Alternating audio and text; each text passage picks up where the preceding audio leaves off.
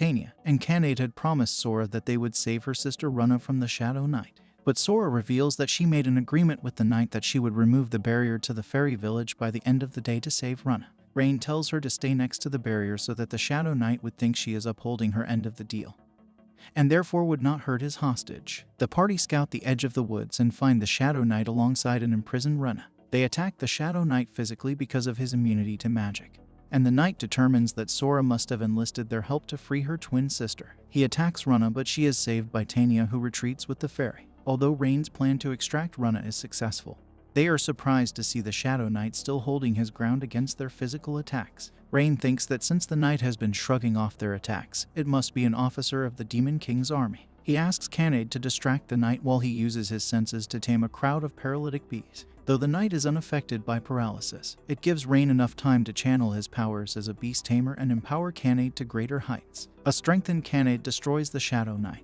and Rain reveals that the magic he used was a unique spell fueled by Tanya's immense magic. The party reunites the two sisters, and Runna jokes about her imprisonment from the Shadow Knight. The party prepares to leave, but the sisters reveal they will be leaving the fairy village because Sora cannot forgive them for abandoning her sister. Enchanted invites them to join the party as they have little experience with the outside world. Sora is a little uncertain but comes around when Runna enthusiastically agrees. Rain is an expert tamer, but no human has tamed a fairy before, and he struggles to create the necessary spell. He experiments with his magic and creates the spell to successfully tame the twin fairies.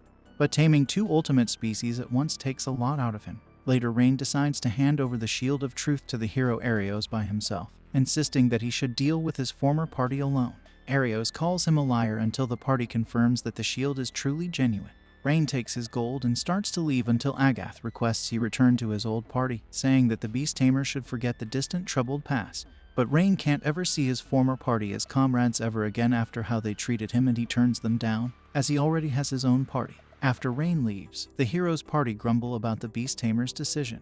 But Arios cannot forget his defeat against Rain and swears vengeance. Meanwhile, Rain tells his party the hero legend, that the first hero was empowered by the gods to free the people from the Demon King. They mock the current hero Arios, and Rain states that Arios is only a descendant of the first hero, and that the first hero's descendants all have some amount of divine blood that makes them grow more powerful over time. Sora wonders if Rain himself has some divine blood from the first hero, as he has also grown much stronger over time and has the ability to contract with ultimate species like them. Enchanted wonders if Rain keeps taming the ultimate species, he could grow strong enough to defeat the Demon King himself. Rain hasn't thought about the Demon King since leaving the hero's party, and though he would be willing, he feels he isn't strong enough to make a commitment to fight the Demon King.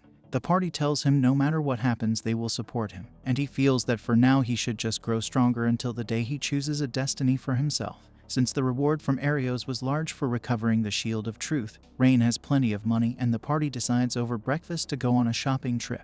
The fairy sisters are concerned with how crowded the human settlement is, as living in the fairy village they are not used to seeing so many crowds. A group of adventurers show respect to Tanya after they were previously defeated by her at the bridge. Meanwhile, Enchanted is given free food from thankful shopkeepers. A bunch of kids come up to the fairies and call them Rain's new wives, which Runna finds hilarious. She almost reveals they are powerful fairies until she is stopped by Sora and Rain. Sora reminds Runna that they need to keep their identities as fairies a secret, or all the humans will panic.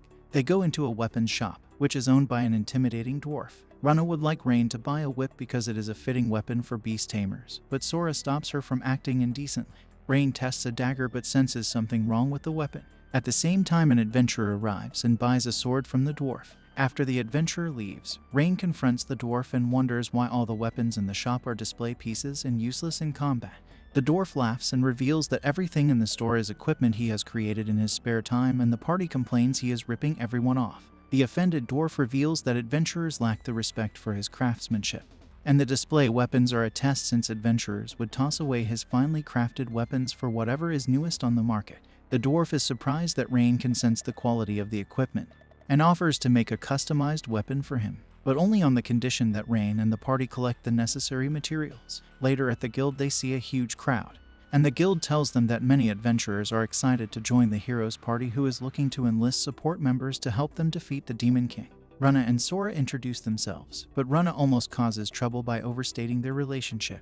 They hand over Gantz the dwarf's custom request for mithril ore, a metal that is extremely rare but also extremely long-lasting. Gantz used to have a mithril mine, but one day all the mithril disappeared, and Rain determines that something must have happened in the mine itself for the mithril to disappear all at once. The party decides to help Gantz with investigating the mine in exchange for a custom weapon for Rain, and Gantz is happy they are offering to help in exchange for his craftsmanship and not plain gold.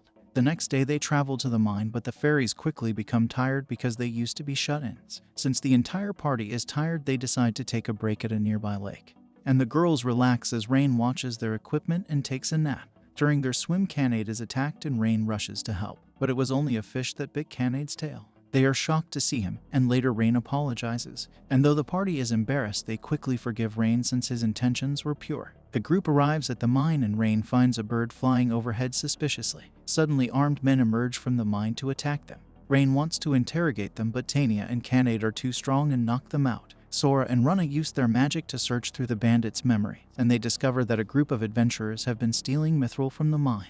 The party prepares to attack the adventurers, but Canade wonders how the party was detected, and Rain reveals that the bird flying overhead was tamed, and that their opponents must also include a powerful beast tamer. And this is all for this video. Make sure to subscribe if you enjoyed it, and I will see you in the next one.